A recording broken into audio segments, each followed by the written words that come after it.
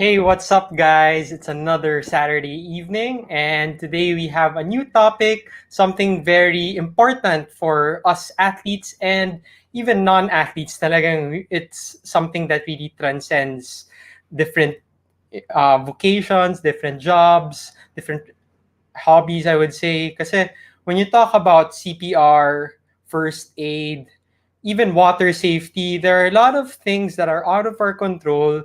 And think of this as an insurance policy. It's something that you don't want to need to use, but you really, really need to be able to be prepared and ready for the occurrence when you might need it.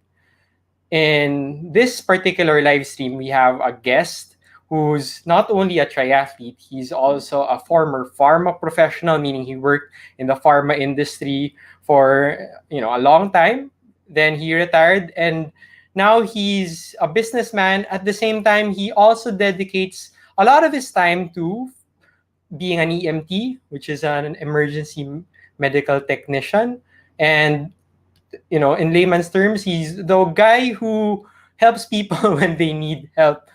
For example, yung administering yung parang CPR, giving first aid, etc. So, it's very important that we get his opinion kasi not only is his background as a triathlete, as an athlete, going to help us, it's also going to inspire us to maybe consider whether we are doing our part in helping or being ready to help the people around us. Okay? So without further ado, let us bring into the stream, again, another good friend of mine. Siyempre, yung mga nasa live stream ko, puro mga good friends ko, diba? Pero, he's very, he's someone I really look up to, and his name is Junix. Hey, Junix, kamusta? Hey! Good evening, Coach Don. Kamusta, bro? Okay Ayos naman, naman. okay Medyo nangitim na ako talaga. Parang hindi pandemic. Parang hindi ako na lockdown. Wow, ano tawag doon? Yung nga, sabi niya, kutis ensayado. Diba? Oo, grabe yung timelines.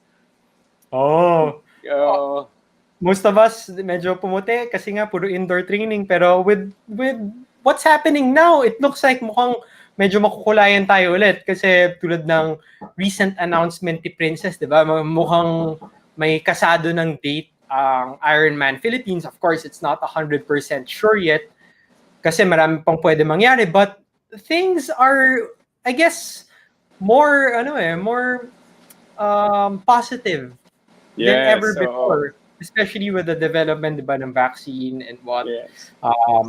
The numbers going down even without any concrete or parang adjustment sa approach na nangyari kasi we're starting to open up, pero if we trust the data that are being published, the cases are actually going down, which means that we're on the right track, diba? Yes. And hindi tayo kailangan close. Relax.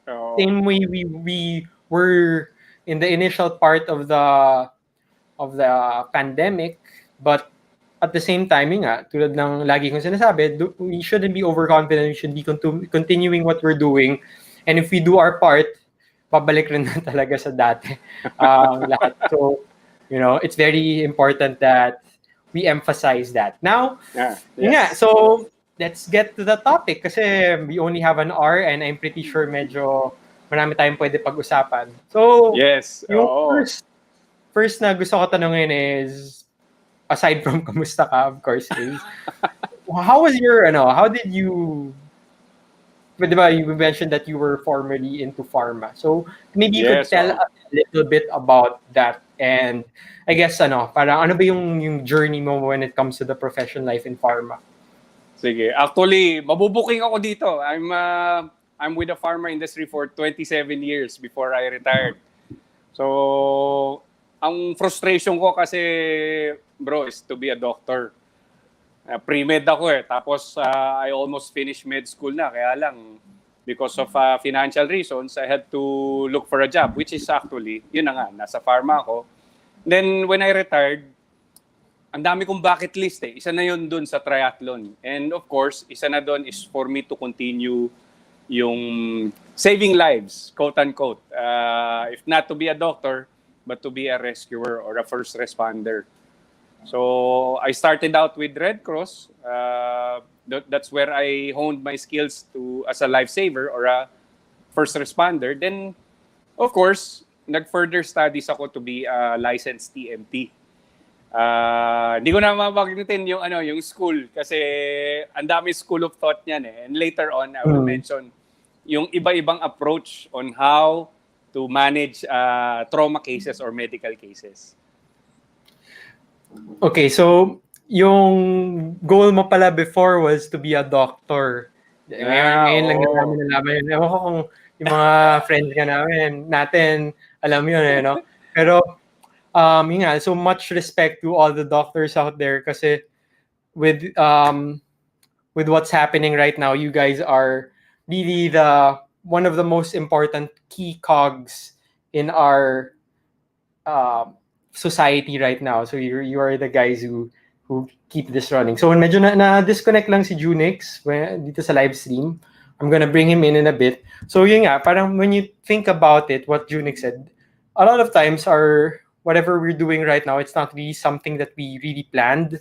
Pero somehow, life brings us to our current situation. Like, maybe to interject while I'm waiting for Junix to go back in. Ako personally, I never really planned on being a coach.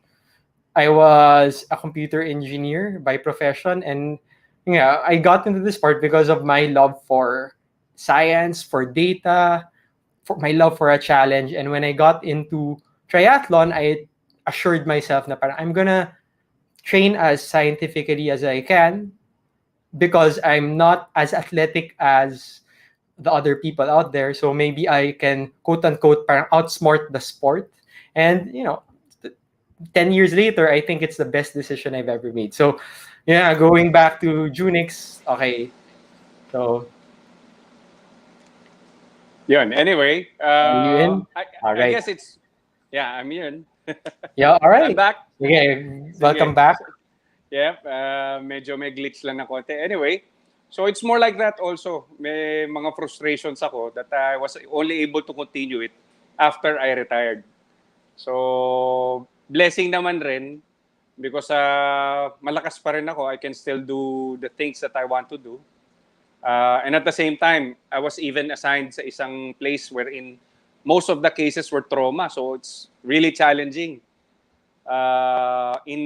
Sige, banggitin ko na yung lugar. In Lipa, in Star Tollway. So, that's where most of my experiences being an EMT started.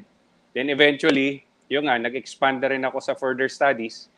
And I even took lifeguarding or basic BWSR, Basic Water Safety and Rescue.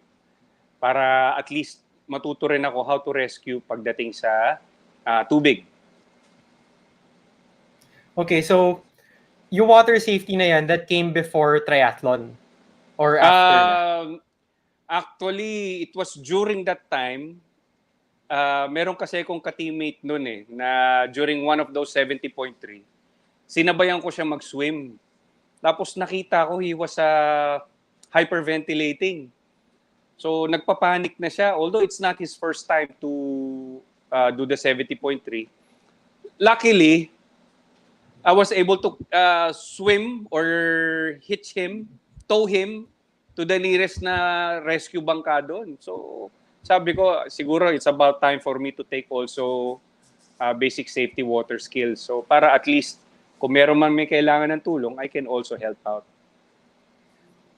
Actually, totoo yan. Ako, even if I'm what you would consider a veteran in the sport, may panic pa rin na nangyayari talaga sa tubig Kasi meron pa rin. Kahit wala akong, I'm not scared of the water at all. I'm not someone who fears going out into the ocean. Pero may mga time kasi na when you're pushing so hard, yung namali ka lang ng hinga ng isa, it becomes a downward spiral. So, siguro medyo singit ko lang while we're here, aside from being prepared by certifying yourself for water safety, whenever that happens to you in the swim, just focus on your immediate vicinity, not Diba? Don't go beyond what you can't reach. Kasi Totoo pag yun. umabot doon, magpapanik ka na eh. So isipin mo lang, ano ba yung nasa surrounding ko, ano yung pwede ko gawin within the next maybe 1 or 2 seconds. So laging no, yung approach mo is laging to just look just ahead of you. Kasi pag inisip mo That's true. parang, ang layo ko sa water. Ang layo ko sa shore. Lalo ka talaga magpapanik. So isipin mo lang, okay, pagod na ako, hinihingal ako, hindi ako makahinga. So, okay, swim ako ng konti, hawak ako dito sa buoy or whatever, or Yes. hingin ako sa langit, hinga ako, di ba? So, something like that. So, yeah, that's very important. Now, after pharma, di ba, you got into CPR. Yes. You got certified as a EMT because you wanted to somehow continue to, pursue your service of helping people kahit hindi as doctor, as an EMT. Now, moving forward, going to triathlon, may mga cases ba that, aside from the ones you mentioned, about yung friend mo that hyperventilate, may mga story ka ba, even outside triathlon that maybe parang told you that, oh, parang this is something that is very fulfilling, it's something that the world needs. Kumbaga, aside from having that, feel good factor of being able to help, parang alam mo may pinatutunguhan yung service na ginagawa mo. Actually, I'll tell you two stories. One is during the race. There was one race noon, I won't even mention it, na during practice swim, di ba, they let us, warm up sa dagat muna bago, wait lang medyo dumilim bigla. Yan, can you still see me? Yan. Yan. Okay. Yan. Okay. So, there was one race noon, nagwa-warm up pa lang, meron ng accident na nangyari. So, there was a lady being fished out from the water. Then, unfortunately, the rescue people or the people who rescued or fished her, medyo nagpanic. Can you just imagine doing CPR, 8 hands or 4 pairs of hands doing CPR all at the same time? So, sabi ko, that is definitely, parang mali na agad yung ginagawa nila. So, another story is in Bohol. That's another race. Pero, tapos na yung race nun eh. Merong isang rescuer nun or first responder who immediately jumped in to rescue somebody who drowned. So, actually, sabihin ko na, bro, the first and foremost priority kasi when rescuing is to make sure that the scene is safe or the scene is safe for the rescuer. So, for example, yon, ang nalulunod kasi it's contrary dun sa napagkwentuhan natin nun. Remember, yung tulong, hindi totoo yun. Pag may nalulunod, hindi yun nakakasigaw. So, the only thing that they need to do is to get some air. So, how can you shout pa if you're gasping for air? So, definitely, hindi yun yung kagaya sa movie na nakikita natin. Yun nangyari sa Bohol. That's a big no-no. And on top of that, nag-declare yung first responder o yung lifeguard na patay na yung tao. For us rescuer, only doctors can declare that a person is dead.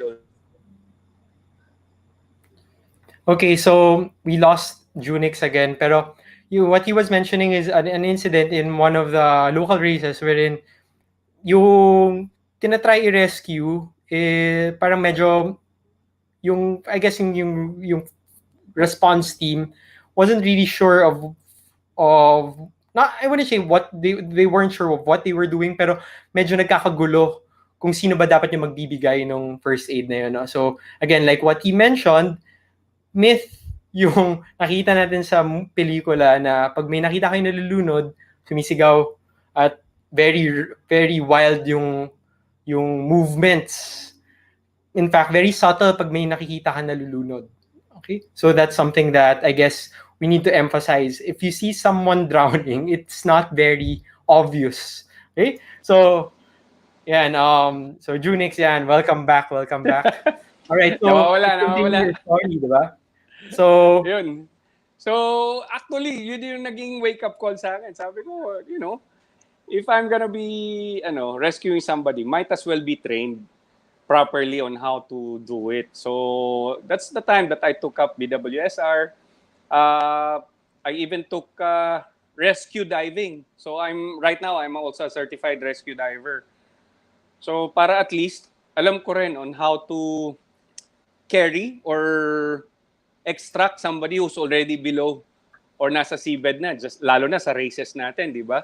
Hindi mo naman nalalaman, most of the rescue people are on top. Ngayon, at least sa Ironman, meron ng rescue diver, meron ng diver na nasa ilalim, which is we really appreciate, especially for big races. actually, totoo yan, when you're swimming in the open water, minsan may sense of security pag swim ka sa baba, madilim, tapos may nakita Totoo kang yun. bubbles. parang, parang kahit pa Totoo paano, yun. malaking tulong in terms of confidence, di ba? So, Totoo yun. yun nga, tulad ng pinag-usapan natin about, kasi ako very powerful yung realization ko at yung minention mo na pag may nakita ka nalulunod, hindi yan obvious. So, to some extent, should be also trained to identify potential problems. Like, for example, andali kasing gawa ng checklist yung yung magkaroon ng stroke. Diba? Yes. Oo. So, Merong fast hindi di ba? makagalaw, hindi makangiti, di ba? Arm weakness, yung mga ganyan, di ba? Oo. Di ba? Tapos yung heart attack, syempre, it's a bit harder for me. It's a bit harder to identify just because marami siyang overlapping potential symptoms. Parang ano ba, hinahimatay lang ba to? Share ko sa'yo. Nagcho-choke ba? Di ba? Ang daming possible eh. And more so with drowning, di ba? Parang when you see parang a pack of people swimming at syempre hands, feet, making their own splashes, paano mo mahalata kung sino dun yung kailangan ng tulong? So, siguro maybe I know you have to really be certified when it comes to that. Pero meron ka bang like quick tip as to ano ba yung mga situation that triathletes need to watch out for when it comes to knowing when someone needs help? So Sige. start muna tayo sa tubig ulit. Yung sa yung tubig drowning. muna tayo. Sige. Then, sa tubig muna, then I'll follow through dun sa heart attack na nabanggit mo. Sa tubig kasi, ibang approach nun when it comes to doing CPR. So, ang drowning kasi, it's more of loss of oxygen to the brain. So, ang tawag nga nila, I'm sure everybody's familiar or some of us are familiar with hypoxic training, di ba? Yung pakonti-konti ng hinga. Actually, ang nangyayari sa iba doon, pagka hindi na sila nakakahinga, nawawala na ng oxygen yung brain, they pass out. When they pass out, that's the start that they sink down. It's either they sink down or they ingest water na. Kaya alam, may tinatawag rin naman tayong automatic kasi itong throat natin eh.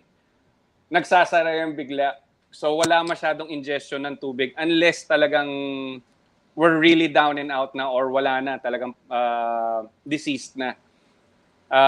Ang mga identifying causes, identifying signs ng drowning, wide eyes, flailing arms, yan na yun. Yun na yun. Wala kang maririnig na sigaw. So, when it comes to management of drowning victims, the first and foremost thing that you have to do is to give two rescue breaths. So, dalawang hinga agad. Kasi nga, wala na siyang hangin eh. The common mistake of other frontliners or first responder is to do compression agad. There's so much debate about that eh. Nag-compress agad sila. Wala nga oxygen na umiikot na dito eh. What will you circulate? 'Di ba? Ang sinasabi kasi ng iba, meron pang natitirang oxygen diyan. So i-compress agad. Pero the truth is, lalo na kung unwitnessed drowning o hindi mo nakita kung paano siya nalunod, nakita mo na lang bumaba na sa ilalim. rescue breaths agad ang kailangang ibigay natin doon. At least 2. Then afterwards, ang rescue breaths doon is about 1 breath per 10 seconds or 6 breaths per minute. So after that, you do the compression. Lalo na kung no pulse, no breathing na talaga siya. So going doon naman sa heart attack, tama ka doon, bro. Ang heart attack kasi, it's an event that could lead to cardiac arrest. So ang heart attack kasi, it doesn't mean na no pulse, no breathing na rin yun eh.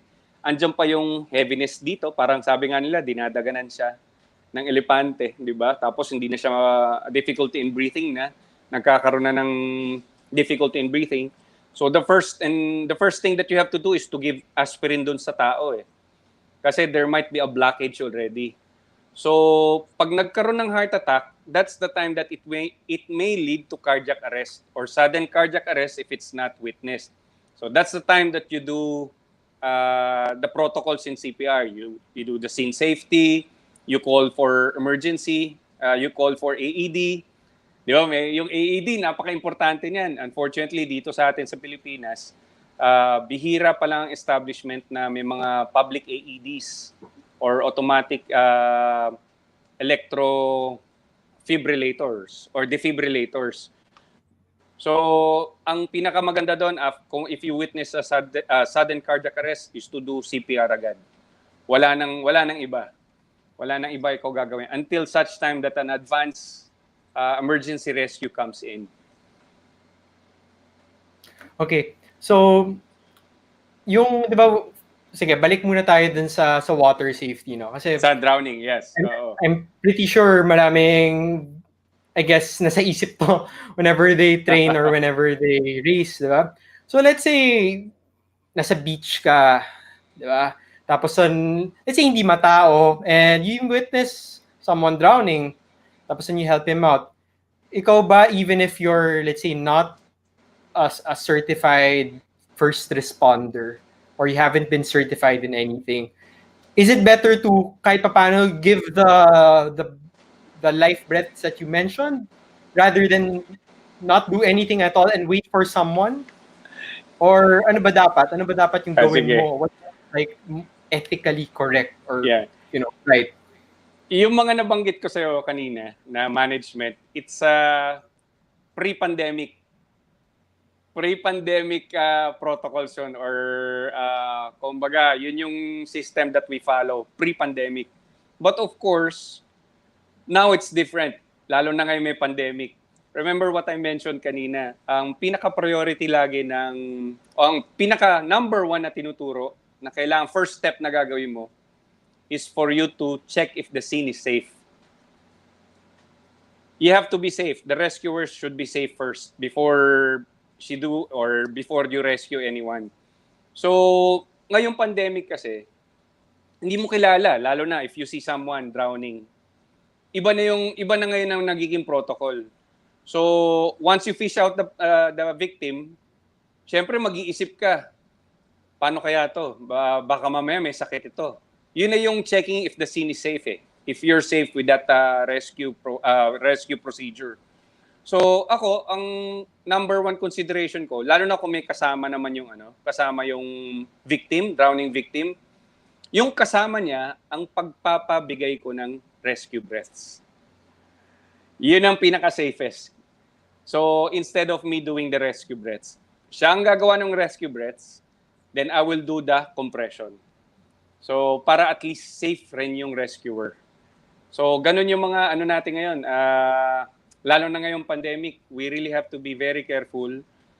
Especially, transmissible ngayon ng virus na to sa laway, sa bibig. So, that's the best option to do, lalo na ngayong pandemic. So that being said, let's say you're someone who's certified, at least kahit paano you can direct people exactly to do what they need to do. Yeah, exactly. So again, that really points to the importance of being certified, no? And I guess tulad ng sinasabi mo is that it's better to do something than not do anything at all. Exactly. Kasi if you, kunwari, with the situation of our, I guess, our country right now, di ba, you can't really expect na nandiyan na kagad yung taong marunong magbigay ng first aid. Yes. Diba? Kaya, do your part and you should know how to give first aid and administer CPR, etc. Pero yung mga professional na, yung minabagit ko, I guess, yung mga professional na, you can't really wait for someone like you who's an EMT to arrive on the scene and doon pala magsisimula yung Yes. first aid procedure, di ba? You need to be able to kahit papaano bridge the gap between, kasi ako, like what I mentioned before, I got certified, actually twice pa nga eh. I got certified first online when it comes to giving CPR. So sa American Heart Association. Yes. So kasi yun nga parang ano eh, it was actually a requirement of yung nga sa coaching. So very important. So very important talaga that as a coach kahit papaano you know how to give first aid CPR. like that. That's also the reason why, like what you mentioned, I got an AED. Of course, it wasn't necessary. It wasn't required. Pero ako kasi I really saw the value in being prepared. So, may kailangan yun. AED sa lab na syempre medyo labas sa ilong kasi ang mahal eh. Ang mahal ng isang ganon. Like, it's not something that it's not something that you would just buy and say na, okay lang, mabuti na may sobra. Diba? You really have to know the value of having that. So that's why, again, in the lab, I invested in something like that, among other things. Diba? And I got recertified through my good friend, si Doc Adi Luwansing. Kasi meron silang, I just forget the name, maybe I'll look for it later. Pero meron silang parang certification, quote-unquote, business or facility that really goes to households, goes to offices, businesses to teach people about or certify people, in fact, about CPR, diba? So, yun nga, parang I had to get it twice because iba kasi pag napapanood mo at iba yung pag may nagtuturo sa'yo physically at meron pa sila ng doll that you could compress. Ang hirap pala ng compression, ah. That's true. Nakakapagod, di ba? Kahit doll lang yan, ang hirap din, nakakapagod. In fact, sabi nga kaya, if you're, di ba, if you're giving CPR at let's say babae ka, at malaki yung tao na CPR mo. kailangan mo bigyan ng CPR, you actually need help. Di ba? At may technique, you need to lock your elbows, you need to use your weight. But slippery slope kasi you can also break That's true. the rib cage of the person. If you're a bigger guy, let's say bata or babae yung nibigyan mo ng CPR, it can somehow cause more harm than good. That's true. Yes. Possibly. So, yun nga, kaya I can't really emphasize enough that you really have to be certified. Hindi pwede yung aralin mo lang sa YouTube. Although it's better than nothing, I would say, at this point. Pero there are ways to be certified even without physical contact right now. And maybe pag tapos na yung pandemic, you can get recertified. Pero the thing that really is difficult, I would say, unless you have hours and hours and hours of experience when it comes to administering first aid, is the sense that you don't panic when that will happen, di ba? That's true. I guess doon na pumapasok yung practical experience that you guys have. So, siguro balik tayo sa sa cardiac arrest. Yes. Or sorry, sa heart Drowning. attack muna. Heart attack, yes. Cardiac arrest. So, what are the signs that we need to look for when for us to know that someone is going through a heart attack? Heart attack usually, makikita mo naman dyan yung common signs or common universal position ng heart attack. They're holding their chest. It's more like choking, di ba dito? Sa kanila naman, malamang dito yan. Or may heaviness kasi sila dito eh. And at the same time, meron silang headache. Yung prolonged headache, yung hindi na naalis talaga na headache. So, increase in blood pressure. So, makikita, although meron kasing ibang signs ng heart attack that are almost the same as other complications or other sakit like hyperacidity. Parang ganun Heartburn. din yan. Heartburn or Kasi yung tinatawag ng iba. ramdam mo dito, di ba? Oo. Oo, ramdam mo dito. GERD, yan yung sinasabi nila. So parang ramdam mo rin dito, para kang heart attack. Pero iba kasi talaga ang heart attack, lalo na sa mga meron ng mga sakit prior, mga elderlies. Yun, you really have to watch out for that. Especially kung biglang progression into cardiac arrest. So, yung mga kasi I do parang encounter a few friends that mention na parang biglang may sharp pain sa chest tapos nawawala. Would you say that's something that's a cause for alarm? Or minsan kasi, di ba, minsan muscle spasm. Yes. So, ang sabi for kasi, a heart attack to happen, talagang persistent at mabigat rather than a sharp pain, would you say? Rather than a sharp pain. Kailangan chronic siya or persistent yung pain na mararamdaman. So kung mga stabbing pain lang, hindi pa yun heart attack eh. But of course, syempre it's something to be alarmed also. The best way is to, if you're alone, is to call for help immediately. Diba? Para at least, heart attack man o hindi, hyperacidity man o hindi, at least there's somebody already to help you out. So, kasi it might progress to something even worse. So, ngayon na na-identify na natin, almost probably heart attack to. How do we prevent it from progressing to cardiac arrest? Diba? You mentioned yung aspirin. Aspirin, yes. Oo. Tapos ano ba? Dapat ba ipainumin ng tubig? Higa muna? While waiting for an ambulance or, before bringing them to the doctor or to the hospital rather, ano ba yung kailangan gawin, yung most important? Alam mo, sa experience ko, ang una nagpapanik talaga yung kamag-anak nung hina-heart attack.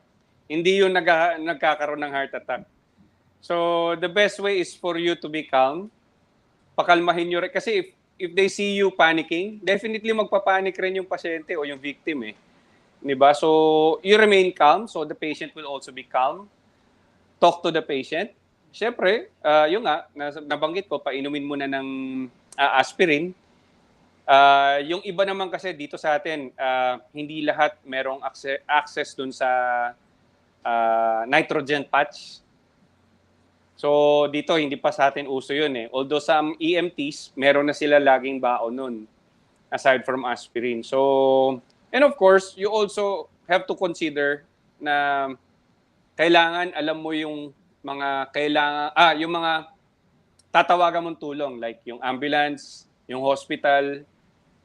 Kasi yung iba, alam mo bro, hindi nila alam kung saan sila tatawag. Wala naman tayong 911 dito na efficient eh. So, ang dami nating pwedeng sanang tawagan. But the thing is, hindi pa lahat alam kung alin yung kailangan tawagan, lalo na in their area. So, kaya for example, for our parents, my sister actually registered my parents for yung Lifeline na membership. Yes. 'Di ba? Kasi present.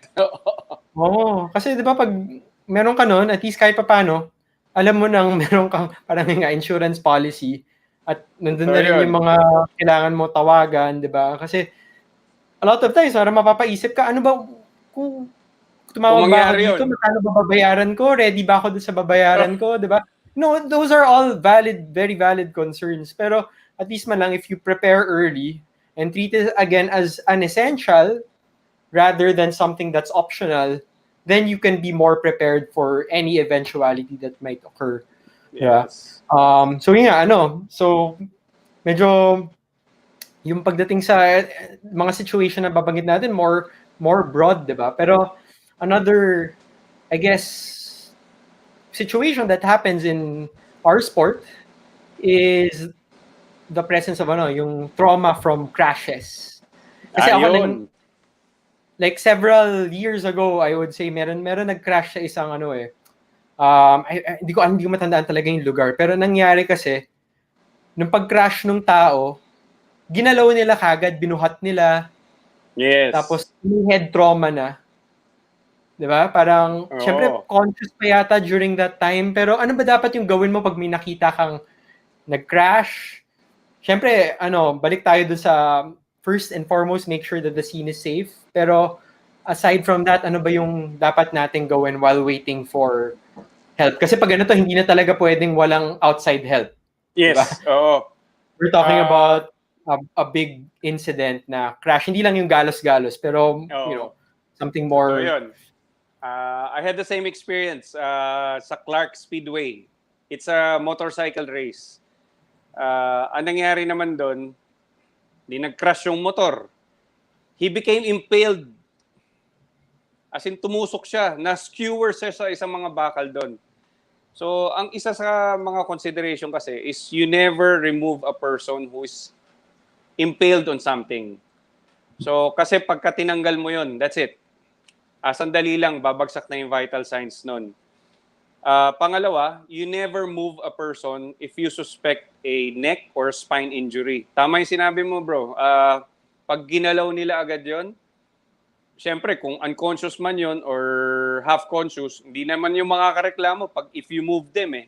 Kaya lang, definitely, kung meron yung spine or neck injury, maraming complications na pwede mangyari. The best is to keep the person warm. Look for any bleeding. Of course, check yung tinatawag nating CAB, circulation, airway, tsaka breathing. So, check mo siya. Kung meron siyang bleeding, the best way is to arrest the bleeding immediately.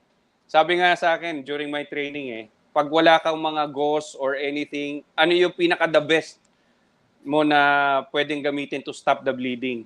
May nakita kang basahan or t-shirt mo. Yun ang pwede mong pang-stop ng bleeding mo. It's better to stop the bleeding than manage the infection later on rather than, let the person bleed to death eventually. Diba? So, yun yung mga considerations natin doon until such time that an advanced rescue service becomes available. So, So yun yung yung pinaka-the best. yung paggawa ng tourniquet, no? Para hindi siya Sige. para sa paano ba kasi for people who aren't really familiar, the reason why yung tourniquet, 'di ba, tatali mo para hindi dumalo yung dugo. Tumuloy yung dugo. Oo, Yeah. mag-bleed. So, may technique ba 'yon na Sige. Sige. I'll give sorry, you medyo one. naging detail na tayo, Isang, pero just so people sige. know that when you sign up for a certification, hindi yan biro-biro na alam mo na kung ano tuturo sa'yo. Marami ba talaga? Totoo yun. Sige. Being an EMT, honestly, we don't do tourniquets. Ang tourniquet is usually done sa military situations or sa line of fire situations. We also trained pagdating sa tactical casualty combat care. That's where we do tourniquets. Pero for civilians or for untrained people, never do a tourniquet kasi meron technique yan and you also have to be trained how to do it. Otherwise, magkakaroon ng death or cell death yung tinurniquet mo. Ang nangyari kasi, tinurniquet, sige, tumigil yung dugo. For example, in my arm, extremities lang kasi yung tinurniquet. Hindi sa leg, dito lang. So, tinurniquet. Ang tagal bago dumating yung rescue. Alam mo nangyari, nangitim na to. Namatay na. So, pagdating sa hospital, the only option that they have to do is to cut. Wala na. So, tourniquet is usually done talaga in the line of fire lang. It's recommended lang in the line of fire. Kasi syempre, you have to stop the bleeding at the same time extract the soldier who's being under fire, di ba?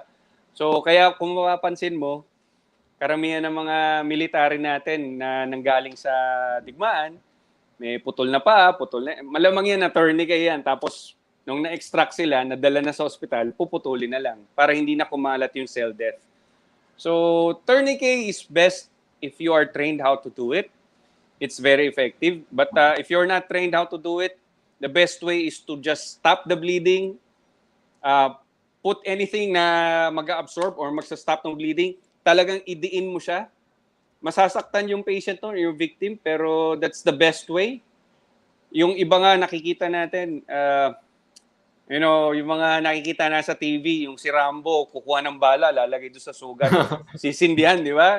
That's masyado yung iba kamay naman, di ba? Tapos ipa-plug nila yung daliri nila. Kuha ka ng t-shirt mo, yung mismong damit ng victim for them to stop the bleeding. Of course, iba naman pagka organs. For example, dito, sa abdominal organs natin, bumuka yan, tinamaan kunyari ng disc brake. Tinamaan ng disc brake dito, kaya tinamaan ng curing. Di ba? Nahati dito, lumabas yung innards niya. The best way to do is to get the clothing or get any cloth, basain mo bago mo ilagay dito. Kasi it has to be moist at the same time, you're stopping the bleeding. Kung Kasi mga if dito it's not lang, moist, parang magkakaroon ng capillary effect at hihigupin niya yung... Oo, hihigupin niya lang. Tandaan ninyo, yung mga internal organs natin, pag nawalan yan ng blood, mas mabilis yan eh. So pag nawalan niya ng dugo, hindi na magfa-function yan. Pero kung dito lang, kunyari sa extremities natin, nagkaroon ng heavy bleeding, we can always stop it by pressing it firmly with a cloth or anything to stop the bleeding. Basta talagang ipe-press nyo ng madiin talaga. So, going back, no? So, tourniquet is not really something that you would recommend, pero instead of a tourniquet, biglagan mo na lang pressure yung That's arm. true. Oo. Ano ba yan? Hanapin ba natin yung artery or parang ganon? Makikita mo naman, eto medyo magiging technical na. Depende kasi yan kung anong kulay ng dugo na lumalabas eh. If it's dark, medyo... Maraming oxygen. Oh, sorry. Okay, so medyo na-disconnect. So it's a very interesting topic kasi, if you're someone who just relies on, let's say, reading up using YouTube or other resources, you wouldn't really get to know real life situations when this will happen. So again, we're bringing in Junix. Okay, so going back, so pag madilim yung dugo, dark yung dugo, maraming oxygen, tama? Yes, oo. Malamang yan, artery yan. So, pag medyo light, yon medyo hindi critical na rin kasi you really have to stop the bleeding kahit na ano pang kulay ng dugo niyan, di ba? Kung dark or light red, di ba? You really have to stop the bleeding. Pero hindi mo na kailangan yung artery, especially if you're not experienced on doing it. Yung nakikita na sa TV, yung tinatali nila yung artery. Wag na. Let the advanced medical services do it. There are other ways for you to help the patient or the victim other than doing that. Kasi baka, kagaya ng nasabi mo, you might do more harm than good eventually, di ba? So, ganun na lang. Actually, nakita rin akong ganyan eh. Nag-overshoot doon sa Bataan. Nag-overshoot yung isang babae. Yung daliri niya, kung nakita mo yung daliri niya, lahat ng fingernails niya, talagang wala. Kasi yun siguro, syempre, initial reaction mo is to use your hands eh. Tapos unconscious na siya. Bleeding na siya. Ang ginawa ng mga ibang nakakita, inangat agad siya. Pag angat, lumabas yung dugo dito sa likod. So sabi ko nga, sana hindi niyo muna galawin kasi definitely meron niyang head injury. Malamang may spine yan or back injury na. So the best way is for you to keep her warm and at the same time, you stop whatever bleeding is happening, di ba? So yung pag nakita mo siyempre pag nakikita mo yung ibang tao, nagmamasid ka na gano'n, just because hindi nila binubuhat, hindi nila tinatransport yung tao, it doesn't mean that they're not doing anything. Yes, oo. I'll share one tip on how to prevent or how better that you can help prevent accidents like that. Ang isa sa mga tinuro sa amin nun sa being a rescue diver, when you go to an event, for example, a race, ilagay na lang natin sa race. Actually, sana isama natin na it's the responsibility of all participants una, to know where the rescuers or first responders are. Alam nila dapat kung saan nakapwesto yung tent nila. Dapat kasama yung sa orientation. Pangalawa, alam nila kung ano yung mga numbers na maaring tawagan just in case that it happened outside of the race, di ba?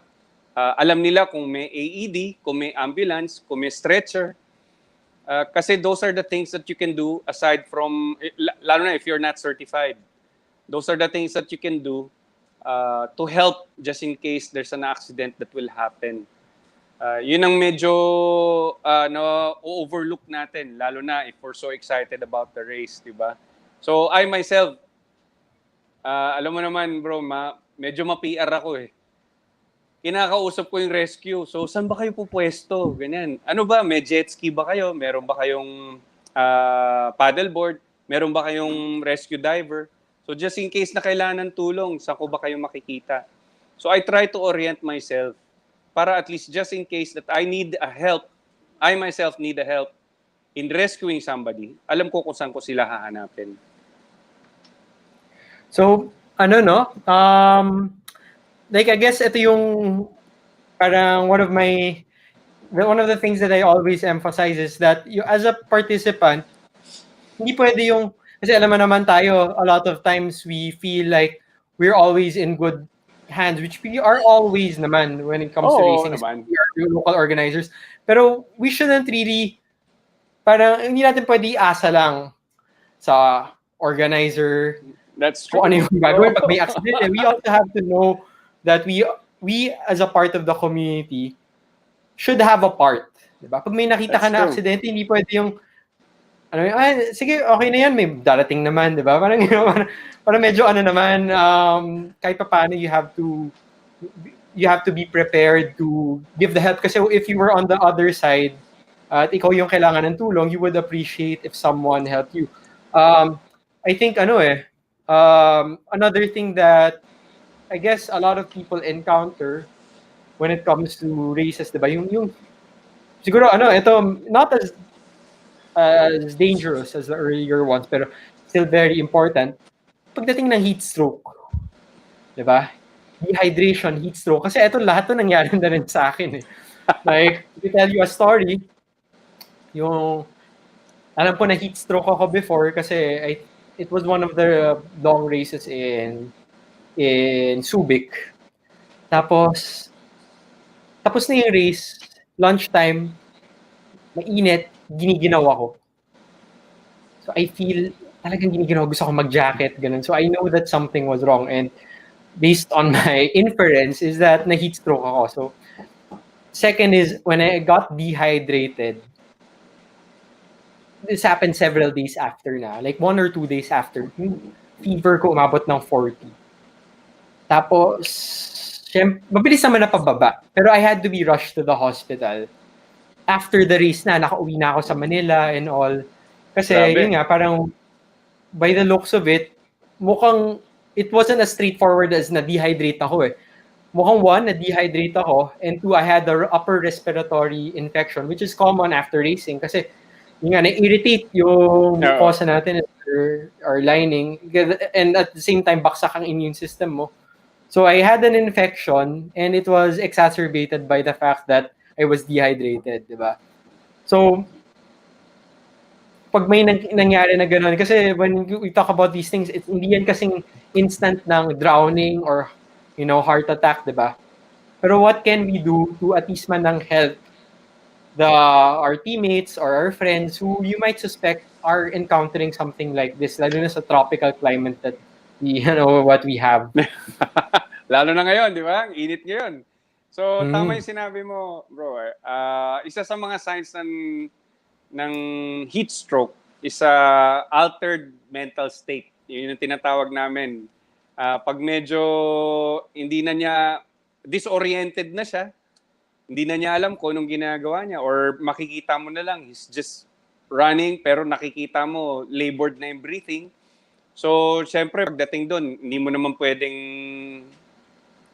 check yung mga vitals niya, especially if you're not trained to do it. Diba? So, the first and foremost thing that you can do is to take away the victim from heat. So, alisin mo agad siya doon sa area kung saan mainit. Then, regulate the temperature by putting water or kung meron kang cloth or maski yung damit mo, basain mo. Then, ilalagay natin dito sa nape. Just so para at least medyo mag-normalize yung temperature niya. Yung iba kasi nilalagay dito di ba? Sa noo, dito. Pero sa totoo, mas maganda dito sa nape. Di ba pag nilalagnat tayo dito Dito yan, sa armpits, dito sa, hindi ko alam kung anong tawag dito O ito, siko, hindi ko alam to. Di ba? So, sa likod ng tuhod, doon mo pwede ilagay. O sa singit, lalo na kung talagang maselan, di ba? So, actually, yun nga yung babagitin ko next. Totoo ba yung pag may nag-overheat ka na is that you put like a cold towel or some ice wrapped in a towel sa groin area. Kasi yun nga yung yun yung one of the parang hacks that I learned from true. triathlon. Pag matakbo ka sa run leg, tapos sobrang init na init ka na, is maglagay ka ng ice doon. Medyo pangit tingnan, pero somehow it works So yun pala yung reason. Kasi it helps, di ba? Exposed yung arteries, di ba? Doon sa mga joints. Maraming dyan, nerve endings dyan, di ba? I won't even go into the technicalities kung bakit sa groin. Pero ang daming nerve endings dyan. Buti nga ngayon, di ba, sa mga races, merong nagpo-provide ng yelo, di ba? Merong buhos, which is actually, it really helps prevent yung mga heat stroke.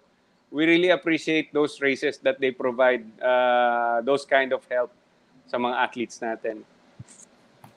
So, yan, ang dami kasi pwede mangyari pagdating sa karera. Isipin mo nga, bakit ba natin ginagawa to? Bakit natin ginagawa to? Pero you shouldn't really be worried as long as you are prepared for certain eventualities, diba? Kasi kahit ano namang gawin mo, may risk yan Mag-drive ka lang sa labas, maglakad ka sa mall, maraming pwede mangyari. Diba? So, when it comes to being a triathlete, it doesn't necessarily mean that you're putting yourself at risk, lalo na we're very lucky to have local organizers who are always prepared at kasama rin naman yan sa requirements whenever they do set up a race. That's true.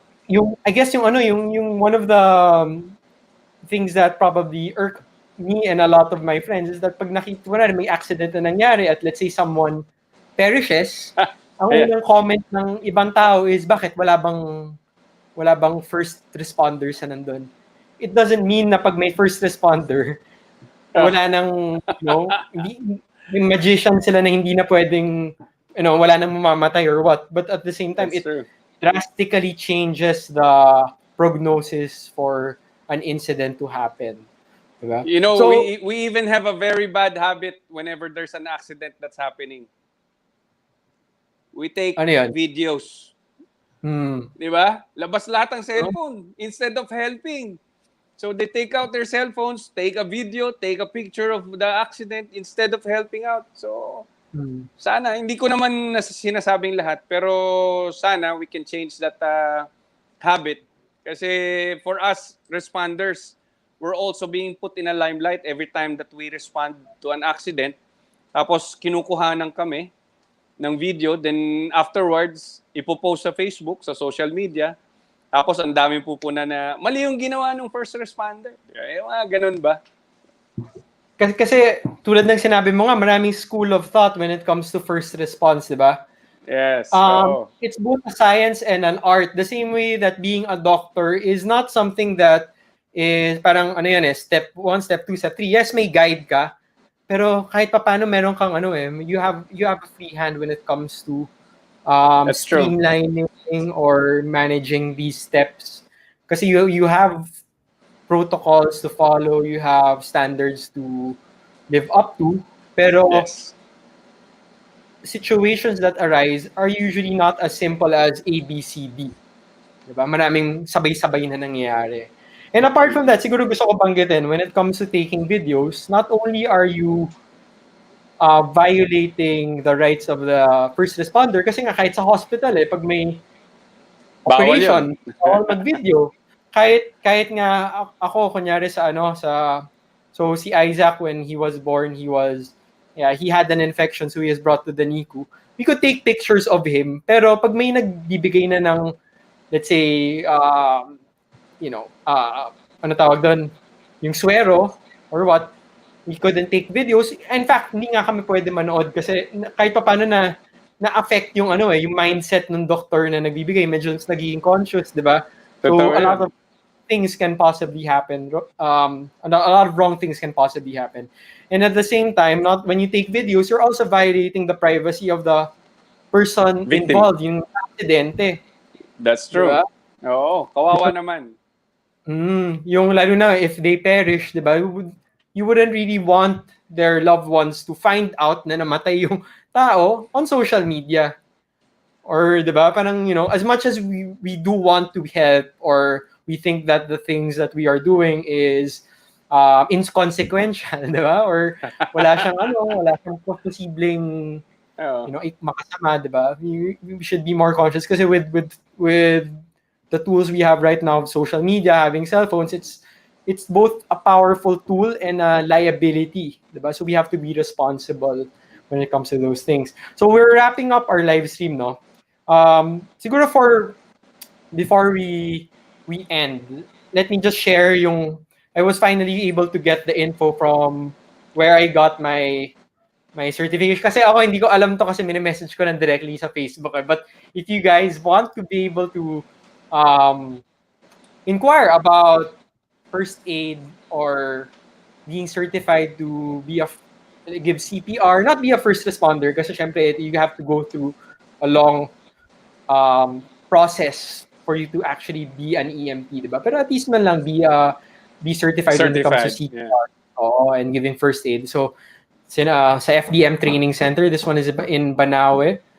That's their contact number right there. If you want, I don't know lang is yung protocol right now with the pandemic, no, but they actually can visit your household, your office, or wherever you reside, as long as may minimum number yan, and you have to pay per individual, they can certify. So kasi mahirap sa atin minsan with how busy you are, we always find excuses not to do this, diba? Malayo, wala akong oras, mahal. office, diba? So, kahit pa paano, this takes that step away from us. Pero yung isang very interested ako is, I know you held a water safety course before sa Vermosa to, diba? Yeah. Oo. I think it was 3 years ago, tama ba? Yeah, a few years ago. Actually, it's not in Vermosa, it's in Ultra because that's where Ultra pala. meron kasing deep pool doon eh. So I conducted a BWSR or Basic Water Safety and Rescue for one triathlon team. So at the same time, kasama na rin doon yung CPR on how to do proper CPR. And of course, kung paano mag-rescue properly ng isang drowning victim. Kasi it's not something that you just, even if you're a strong swimmer, you just grab the victim. That doesn't happen. It's not something like that. It's not something as easy as that. Okay, so hopefully, di ba, with the situation right now, syempre hindi naman natin pwede gawin basta-basta, but hopefully next year once things get better, maasahan ba natin na we could somehow sign up for something like that in the future? Pwede. Promise. Yung iba kasi, they're quite hesitant kasi sabi nila, baka daw mahal or time-consuming. It's the best upgrade that you will do. Di ba yun yung sakit ng ibang tao eh? Upgrade. So, that's the best upgrade that you will do. Train yourself. Be prepared. May kasabihan nga kami sa lifeguarding eh. Ang pinakamagaling na lifeguard ay yung hindi nababasa. So, bago pa man mangyaring isang aksidente, nape-prevent na nila through proper training, maraming cautions. So tayo rin, being triathletes, we also have to be responsible not only for other people, but also for ourselves.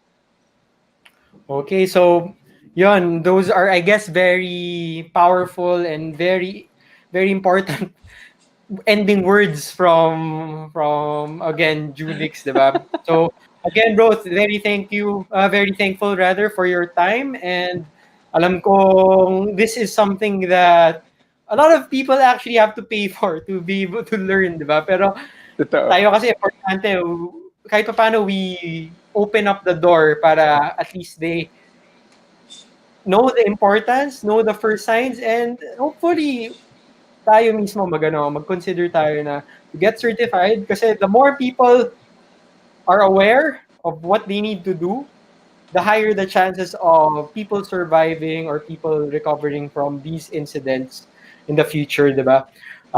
So yun, again, thanks a lot, Junix, at ingat ka palagi. Of course, Yeah. I know you're still performing your duties as an EMT even during this pandemic, and we pray that you always stay safe and stay healthy with Yes. all this the help that you're offering our fellow countrymen. So thank you for that. Salamat din. Salamat din. You can call me anytime for any help.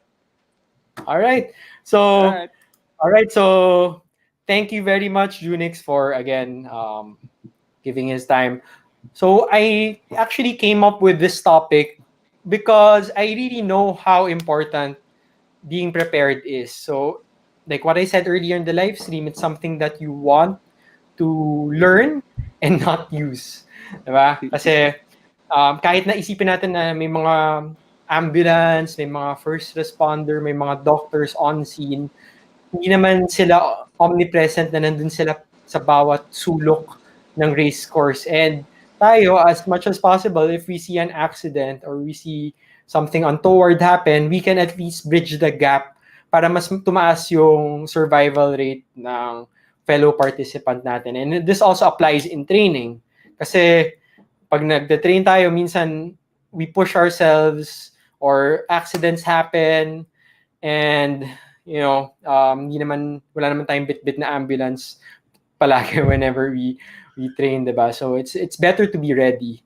And like what I said, there are multiple ways to get certified. You can get certified online, let's say sa American Heart Association, but for me, you could supplement that with actual real training or real certification through what I mentioned, the FDM Training Center. This isn't a sponsor, a paid post, but I really just appreciate the service that they provided us and my family. And even for the triathletes out there who have infants, who are new dads, new moms, we actually got certified together with my wife and my parents kasi we wanted to learn how to possibly manage incidents like for example, pag na-choke yung anak namin or unconscious, etc. So something like that. So maraming possible scenarios, and we have the services to teach us and to train us to be more well prepared for these incidents. All right? So next week we have a new topic. Ito naman, it's in going a step away from triathlon. This time, OCR naman ang pag-uusapan natin. So our guest will be Coach Mark Celis, and he's a Spartan coach, and he teaches OCR to not only coaches but to athletes as well. So siya yung nagtitrain sa mga athletes saka sa mga coach, and we're gonna talk about the situation of OCR during this pandemic. So watch out next Saturday at the same time, 6 p.m. Right? So thanks for watching tonight, and we do hope that you learned a lot. Always stay safe, and we hope to see you again very, very soon. We hope this pandemic will end soon. So see you in the race course.